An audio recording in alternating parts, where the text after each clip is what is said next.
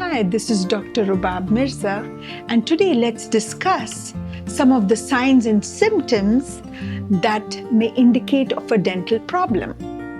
Well, sometimes you experience bad breath, tooth sensitivity, and bleeding gums. This could be a sign of a periodontal disease. You need to visit your dentist to understand what best needs to be done to take care of this problem. Another sign or symptom that you may experience could be dental pain. Dental pain can be caused due to cavities, due to gum disease, an infection that is spreading deeper into the gums and the bone. Anytime you experience dental pain, then understand that the fix is a lot more complicated.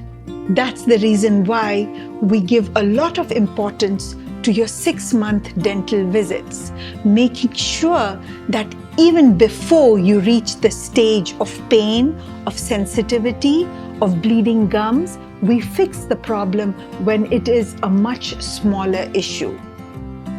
When you wait for a sign or symptom to occur, then understand that mostly the dental problem has gone way bigger than you would imagine.